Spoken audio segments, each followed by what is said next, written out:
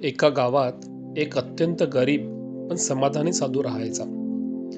त्याच्याकडे संपत्तीच्या नावावर फक्त एक फाटके वस्त्र आणि पाण्यासाठी एक मातीचा लोटा होता.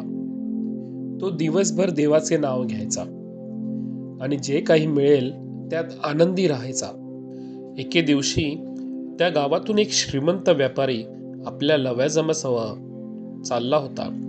त्याने त्या साधूला पाहिले आणि त्याला दया आली. व्यापाराने साधूजवळ जाऊन विचारले, महाराज, तुमच्याकडे न राहायला घर आहे न खायला अन्न.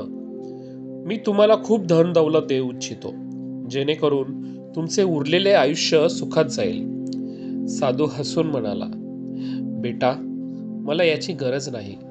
माझ्याकडे जे आहे त्यात मी खूप श्रीमंत आहे. व्यापाराला नवल वाटले. तो म्हणाला, पण तुमच्याकडे तर फक्त हा मातीचा लोटा आहे. साधूने शांतपणे उत्तर दिले, हा लोटा सुद्धा मी माझ्या सोयीसाठी ठेवला आहे.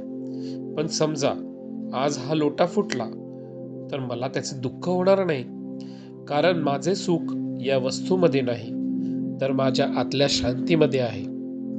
तू इतका श्रीमंत असूनही तुला आणखी धन मिळवण्याची चिंता सतावत आहे. म्हणजेच तू माझ्यापेक्षा जास्त गरीब आहेस, कारण तुझी इच्छा अजून संपलेली नाही. व्यापाराला आपले चुकल्याचे जाणवले. त्याला समजले की खरे अध्यात्म म्हणजे वस्तूंचा त्याग करणे नव्हे, तर वस्तूंमधील अडकलेपण, आसक्ती सोडणे होय. तात्पर्य: ज्या माणसाच्या गरजा कमी असतात आणि जो समाधानी असतो तोच जगातील सर्वात श्रीमंत व्यक्ती असतो. तुम्हाला अशाच प्रकारच्या बोधकथा वाचायला आवडतील का? हे कमेंट करून नक्की कळवा. चॅनलवर नवीन असाल तर सबस्क्राईब करा. धन्यवाद.